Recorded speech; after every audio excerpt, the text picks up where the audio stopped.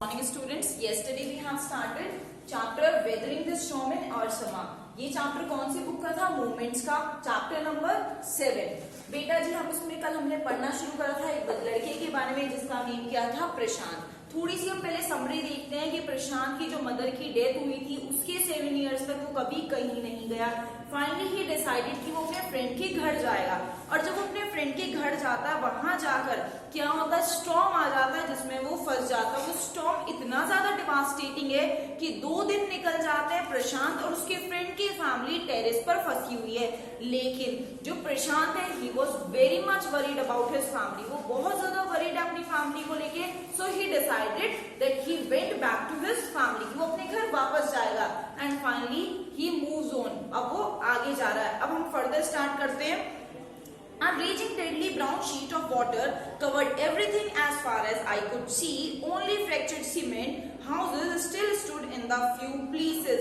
वो जहां पे भी देख रहा है, जहां तक उसकी नजर आ रही है, अगर उसे कुछ दिखाई दे रहा है, that is only brown water.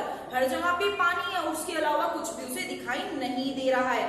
Bloated animal carcasses and human corpses floated in every direction, और जहां नजर आ रही है सिर्फ 2 चीज नजर आ रही है। एक तो क्या, एनिमल कारकेसेस यानी कि एनिमल्स की डेड बॉडी, और दूसरा क्या, ह्यूमन की डेड बॉडी। मतलब इससे हमें पता चलता है कि वो इतना ज्यादा उसने डिस्ट्रक्शन की है कि ह्यूमन, एनिमल यानी कि एवरीथिंग इज डिस्ट्रॉयड। सब कुछ क्या हो चुका है, डिस्ट्रॉयड हो चुका है। All around, even huge old trees had fallen.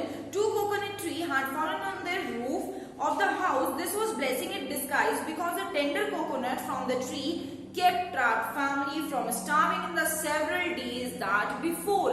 अब वो क्या कह रहा है कि जो पुराने पेड़ हैं वो सब गिर चुके हैं, यहाँ तक कि जिस छत पर वो लोग हैं, कौन, प्रशांत और उसके फ्रेंड्स, वहां पर भी एक कोकोनट का ट्री क्या होता है, फॉल डाउन हो जाता है। लेकिन हम इस सिचुएशन में भी हमें एक अच्छी चीज देखने को मिली है कि वो जो कोकोनट का ट्री है वो उनके लिए कैसे सिचुएशन है, सिचुएशन ऑफ डिस्गाइज। डिस्गाइज में ब्लेसिंग की सिचुएशन है, ब्लेसिंग इन डिस्गाइज। कैसे है अब वो ये समझो।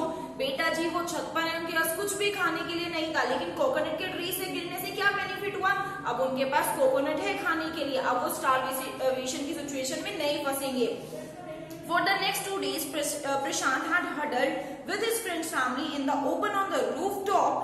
2 दिन तक वो छत पर ही फंसे हुए हैं। They froze in the cold and instant rain. The rain water washed every tear of Prashant. अब फाइनली वहां पे रेन स्टार्ट हो जाती है। अब प्रशांत रो रहा है, बहुत ज्यादा परेशान है, लेकिन वो रेन वाटर से क्या हो रहा है, उसकी टीयर्स ब्लू ऑफ हो रहे हैं, क्लीन हो रहे हैं। वो रोता हुआ बेचारा दिखाई भी नहीं दे रहा, but he was too much sad.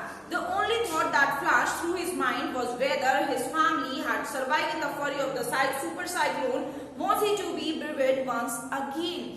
There is only one thought in his mind. उसके माइंड में सिर्फ एक थॉट है. What was that? वो क्या है कि क्या मेरी फैमिली सही है? Is they are okay? क्या वो सब सही है?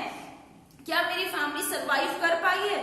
कि वो बस यही कंफ्यूजन में है, वो यही परेशान है, उसके दिमाग में सिर्फ यही थॉट चल रहे हैं, कैन वी मेट अगेन, क्या हम दोबारा मिल पाएंगे? He was so tensed, वो बहुत ज्यादा परेशान है। 2 days later, which seemed to Prashant like 2 years, the rain ceased and the rainwater slowed down to begin to recede. Prashant was determined to seek out his family without further delay, but the situation was still dangerous and his friend's family pleaded Prashant to stay back a while longer. The Prashant knew he had to go.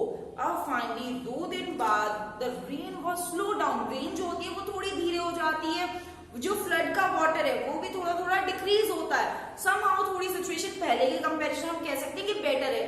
तो प्रशांत decide करता है that he going back to his family, वो अपनी family के पास वापस जाएगा, उनसे मिलेगा, उन्हें देखेगा सही है नहीं। लेकिन जो प्रशांत के फ्रेंड की फैमिली है, दे डिडंट अलाउ हिम, वो उसे बिल्कुल भी अलाउ नहीं कर रही हैं वापस जाने के लिए, बिकॉज दे वांट, वो क्या चाहते हैं कि वो रुके, क्योंकि अभी सिचुएशन बहुत ज्यादा क्रिटिकल है, तो वो चाहते रुक जाए। लेकिन प्रशांत बहुत ज्यादा डिटरमाइंड हो चुका है, he was very anxious for his family, वो बहुत ज्यादा चिंता में अपनी फैमिली को लेके। So he decided that he is going in any situation, he is going back. He equipped himself with a long sturdy stick and then started on his 18-kilometer expedition back to his village through the swollen flood water.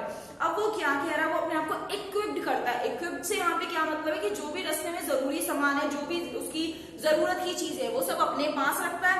He decided that he is going to beg, जैसे उसने क्या लिया, एक stick ली है, और उसका जो हम रास्ते की बात करें वो 18 किलोमीटर्स का है, कि उसे समहाउ 18 किलोमीटर्स वापस जाना है, कहाँ जाना है, अपने विलेज। और लेकिन हर जगह जहां भी नजर है वहां से पानी पानी है, हर जगह पे फ्लड आया हुआ है। It was a journey would never forget, वो उसकी लाइफ की ऐसी जर्नी है वो जिसे वो कभी भी नहीं भुला सकता।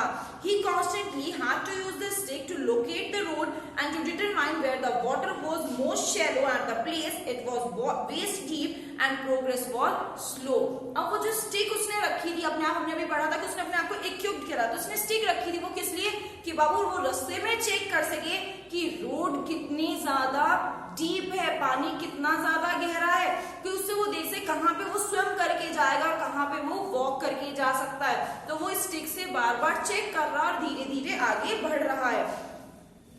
After some distance, he was relieved to find two friends of his uncle who were also returning to their village. They decide to move ahead together. Again, उसके लिए सिचुएशन अच्छी होती है बेटा जी। वो क्या अच्छा है, उसे अपने अंकल के दो फ्रेंड मिल जाते हैं जो विलेज वापस जा रहे हैं, मतलब उसकी सेम विलेज के ही लोग मिलते हैं। और they decided they will go back together, वो डिसाइड करते हैं कि वो एक साथ ही वापस जाएंगे। फाइनली वो लोग आगे बढ़ जाते हैं। As they waded through the water, the scenes they witnessed grew more and more macabre.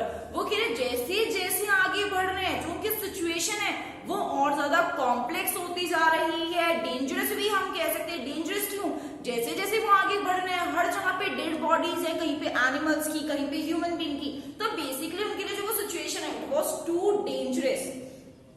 They had to push away many human bodies, men, women, children, and the carcasses of dogs, goat, and the cattle that were current swept against them as they moved ahead. वो कह रहे कि उन्हें human dead bodies को, हम man की, women की या चिल्ड्रन की बात करें, साथ में चाहे हम कार्केसेस, गोट है, हम और किसी डॉग की, कैटल की कार्केसेस को भी उन्हें रास्ते में जो उनके बीच में आ रहा है आगे बढ़ते हुए, उन्हें अपने हाथों से उन्हें क्या करना पड़ रहा है, साइड करना पड़ रहा है। In every village they passed, they could barely see a house standing. Prashant now wept out loud and long. He was sure that his family could not have survived this catastrophe. वो कह रहा है कि जो उसमें situation, what he was watching, जो भी वो देख रहा है, it was so dangerous. तो he was in a worriedness, वो इतना ज्यादा worriedness में, इतना ज्यादा tensed है कि he was just thinking कि मेरी फैमिली सरवाइव कर पाई है या नहीं, are they survived or not, कि उन्होंने सरवाइव किया है या नहीं। He was very much tensed. Eventually, Prashant reached his village, Kalikuda. अब finally वो अपने विलेज पहुंचता है। His heart went cold. अब उसका दिल क्या है, बिल्कुल ठंडा हो चुका है। हम जब टेंस सिचुएशन में होते हैं क्या होता है, हम बिल्कुल नम हो जाते हैं ना, तो सेम उसके साथ ये वो बहुत ज्यादा घबरा गया है, टेंस्ड है। Where their home once stood, there were only remnants of its roof. अगर वहां जाके वो देख रहा है तो उसे दिखाई दे रहा है कि लोग छतों पे बैठे हैं और पानी इतना ज्यादा हाई है, कुछ घर तो ऐसे ही जिनकी सिर्फ टेरेस ही दिखाई दे रही है। Some of their belongings were caught, mangled and twisted in the branches of trees just visible above the dark water. Young Prashant decided to go to the Red Cross shelter to look out of his family. सारे घर टूट चुके हैं, situation बहुत critical है। जो प्रशांत है अब उसने कोई होप छोड़ दी है कि उसे उसकी फैमिली मिलेगी, लेकिन वो फॉर द लास्ट टाइम क्या डिसाइड करता है कि वो कहाँ पर जाएगा, अपने वहां पे एक रेड क्रॉस शेल्टर बना हुआ है, वहां पर जाएगा और वहां पे जाके क्या करेगा, उसे बंद कर देगा। बेटा जी आज हम यहीं तक कंटिन्यू कर रहे हैं और आप क्या कर रहे हैं, यहाँ तक चैप्टर को रीड करेंगे और यहाँ तक कोई प्रॉब्लम है आप मुझसे पूछोगे। Thank you. मैं आपको इशारा